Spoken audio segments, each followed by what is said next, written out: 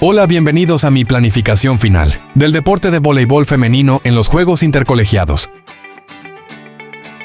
Así es, y como lo menciona la parte introductoria del video, del deporte que vamos a hablar es el voleibol. Y en esta ocasión vamos a hablar específicamente de la rama femenina. Y antes de iniciar hablando acerca de la planificación y cuáles fueron sus objetivos, vamos a hablar acerca de la caracterización del deporte del voleibol. El voleibol es un deporte de equipos donde dos equipos de 6 jugadores se enfrentan en una cancha dividida por una red, intentando pasar el balón por encima de ella para que toque el suelo del campo contrario sin que el otro equipo pueda evitarlo. El objetivo es pasar el balón por encima de la red para que toque el suelo del campo contrario y el otro equipo intentar evitarlo y devolverla. Es un deporte en el cual se juega y se compite por sets y por puntos. Para poder ganar el partido se deben ganar 2 sets de 3 y para poder ganar un set el primer equipo que llegue a 25 puntos gana. Como les mencionaba anteriormente, se juega 2 sets de 3. Sin embargo, cuando los juegos son nacionales o internacionales se juegan 3 sets de 5. Pero en esta ocasión vamos a hablar 2 de 3. Y no, en el voleibol no existe el empate, o se gana o se pierde. Para poder jugarlo es sencillo. Para iniciar el juego, la primera acción que se realiza es el saque. Así que antes de iniciar el partido, el juez llama al capitán de cada equipo y rifan a ver quién gana el saque y quién se gana la cancha. Cada equipo debe realizar mínimo un toque y máximo 3 golpes, por lo cual usualmente está compuesto por una recepción, un pase y un remate. Y se anota el punto cuando el balón cae y toca el piso del equipo contrario. Como les comenté, para poder ganar un set hay que llegar a 25 puntos, con la condición que debe haber una diferencia mínima de 2 puntos. Y en caso tal en donde el marcador llegue a estar en igualdad, se debe seguir jugando hasta cuando exista la diferencia de 2 puntos. Lo que quiere decir que puede llegar un momento en el que el marcador llegue 27-25, 29-27 y así sucesivamente hasta que haya la diferencia de 2 puntos. Ya habiendo hablado un poco de manera más general y entendiendo un poco cómo es la dinámica del juego del voleibol, ahora sí vamos a hablar y adentrarnos un poco más en el tema. Como por ejemplo, la cancha. La cancha sí mide exactamente igual independientemente en el lugar en donde lo juegues. La cancha mide 18 metros de largo por 9 metros de ancho. Sin embargo, la cancha está dividida en 2 partes iguales separadas por una red. O sea que mide 9 por 9. ¿Y por qué menciono que la cancha sí mide lo mismo independiente de donde juegues? Porque con la altura de la malla sí no pasa eso, porque depende de la categoría y si es rama femenina o masculina. Iniciemos con la rama femenina. Para la rama femenina, en las categorías de Benjamin y Mini, que son de 8 a 12 años, la altura de la malla son 2 metros. En la categoría infantil, que son entre los 13 y 14 años, la malla mide 2,15. En la categoría prejuvenil, que son entre los 15 y 16 años, la malla mide 2,18. Y en la categoría senior y juvenil, que es a partir desde los 17 años en adelante, la malla mide 2,24. Con la rama masculina, la altura de la malla varía. Por ejemplo, en Benjamin y en Mini, que son de los 8 a los 12 años, la malla mide 2 metros. La categoría infantil, que son desde los 13 a los 14 años, la malla mide 2,20. En la categoría prejuvenil, que son entre los 15 y los 16 años, la malla mide 2,37. Y en la categoría senior o juvenil, que es a partir de los 17 años, la malla mide 2,43. Y se acuerdan que al inicio del video les comentaba que para iniciar un juego de voleibol se realiza a través del saque, que se realizan 3 golpes, que es recepción, colocación, remate. Pues vamos a hablar acerca de eso, que son los fundamentos básicos del voleibol.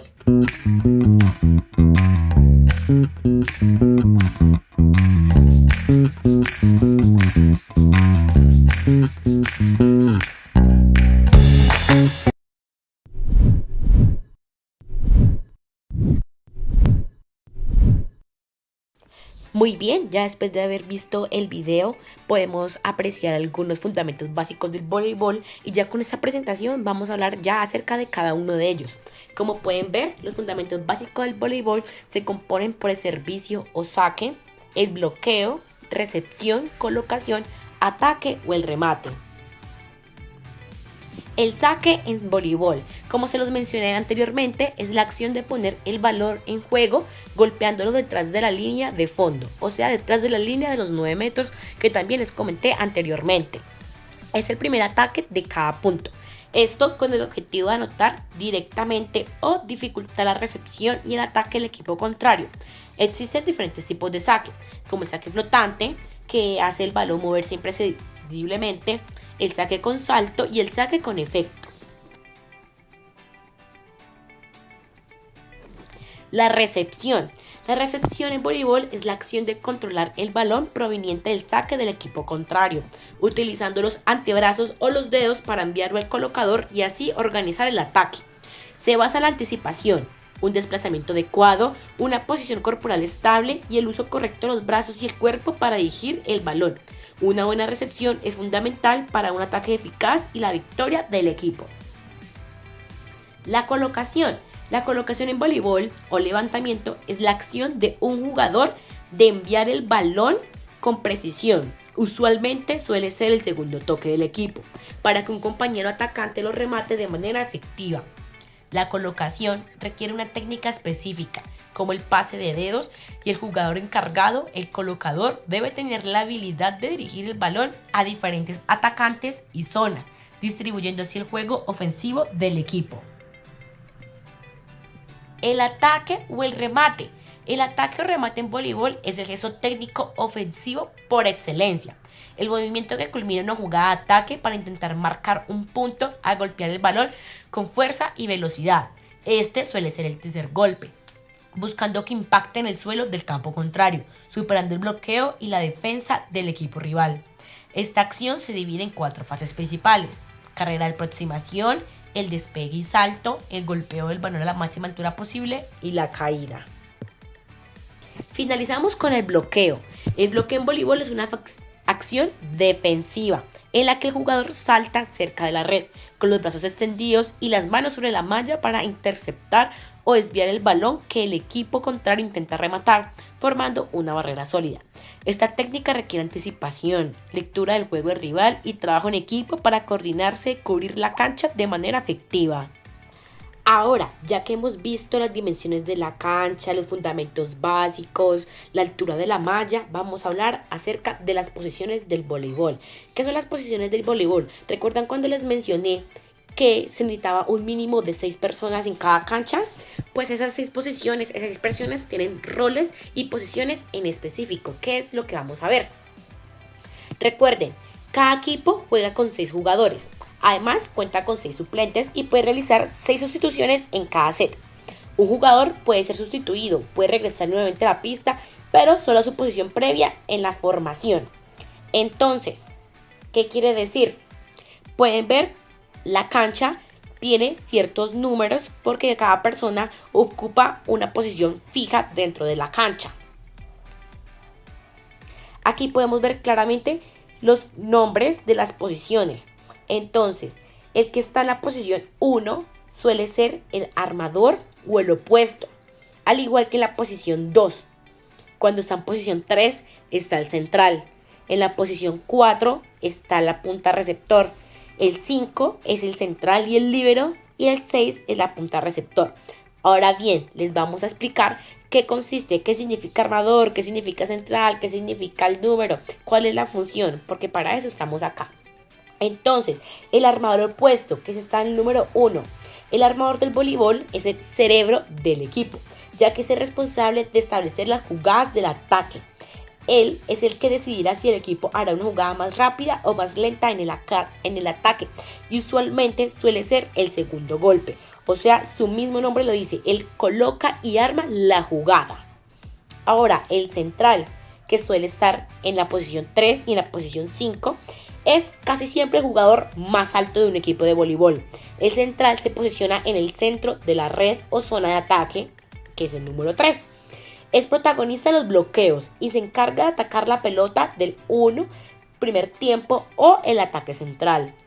El puntero, que es casi siempre el que está en posición 4 o en posición 6. Es un especialista en el ataque, principalmente en la posición 4. Ataca adelante de la zona de ataque y también compone la línea del bloqueo junto con el central. O sea que la punta receptora del 4 y el 3 bloquean la zona 4. El opuesto es un atacante especialista. Es el que está en el número 2.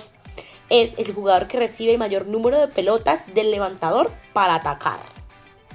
Y ya teniendo muchísimo más contexto de lo que es el voleibol, cuáles son sus posiciones, qué es lo que se debería hacer, nos vamos con las direcciones del voleibol. Para ello se debe tener en cuenta que hay unas direcciones tanto determinantes como condicionantes. ¿En qué nos basamos? Porque dicen que es fuerza explosiva. Vamos para eso. Las direcciones determinantes. Para ello nos basamos en el autor Beliender de 1999. Él establece como cualidades determinantes para el rendimiento del jugador de voleibol la fuerza, la resistencia, velocidad, saltabilidad y flexibilidad. La fuerza explosiva es el sostén de los elementos técnicos básicos del deporte, teniendo sus principales componentes en su relación fuerza-velocidad y por lo tanto potencia. La resistencia, el voleibol, al ser un deporte de características aeróbicas, anaeróbicas y alácticas, la base aeróbica del jugador se vuelve decididamente importante, siendo los niveles de potencia aeróbica y potencia anaeróbica aláctica las más determinantes. La velocidad depende pura y exclusivamente del sistema nervioso central, teniendo por lo tanto un factor genético muy importante. La saltabilidad, determinante para el jugador del voleibol, puede incrementar la calidad técnica del salto de no más del 25 al 30% desde las unidades iniciales. Y la flexibilidad, para prevenir revenciones, se vuelve esencialmente importante desarrollarla en edades tempranas debido a su capacidad preventiva de lesiones, como les mencioné. Ahora, para las direcciones condicionantes nos basamos en Alberto Collazo, 2002, y Ariel Ruiz, de 1985.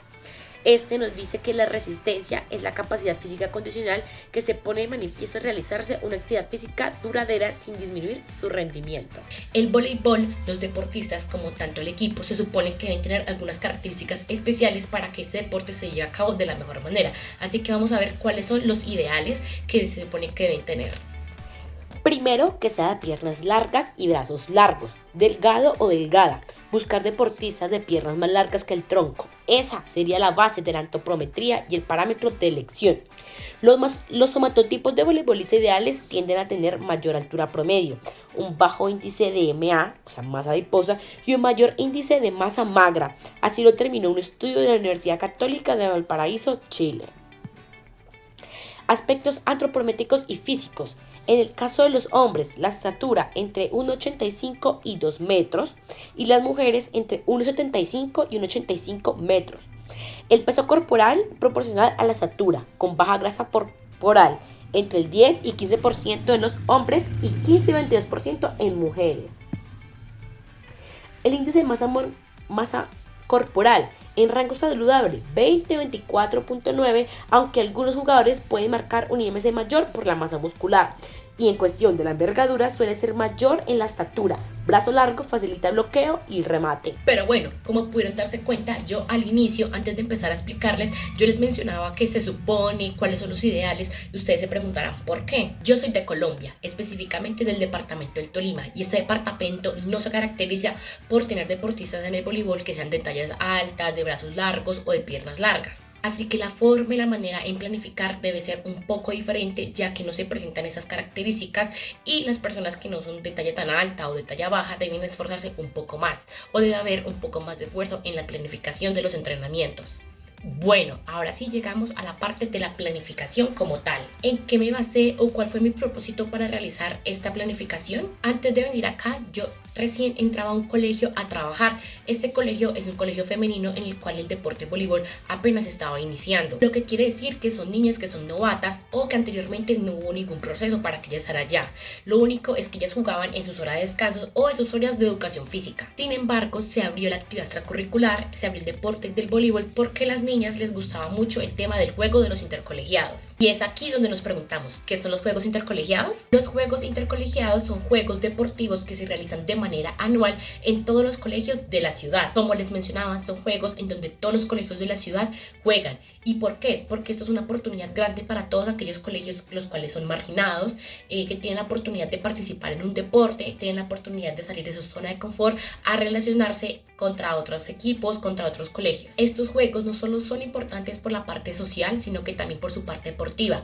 ¿Por qué? Porque estos juegos tienen 3 fases: la fase departamental, la fase zonal y la fase nacional, en donde tienen la oportunidad de representar tanto al municipio, al departamento, como de manera nacional. Y absolutamente todos estos juegos y estas fases son patrocinados por el departamento y por el municipio, así que lo que quiere decir es que son gratis. ¿Y por qué les digo que es una gran oportunidad? Es una gran oportunidad deportiva, ya que otros otros departamentos y otros municipios tienen la oportunidad de cazar talentos, lo cual lo permiten a los estudiantes abrir su campo a través del deporte en su campo académico. ¿Por qué? Porque el llegar a la fase nacional y tener alguna medalla, bien sea oro, plata o bronce, les permite dar una beca para que ellos puedan estudiar en la universidad. Así que por eso cada año todos los colegios esperan los juegos intercolegiados para poder participar y poder ganar ese tanto anhelo y ese tanto sueño que es una beca académica. Como les mencionaba anteriormente, estos juegos se realizan cada año a partir del semestre B, más o menos como desde julio a agosto empieza la temporada de los intercolegiados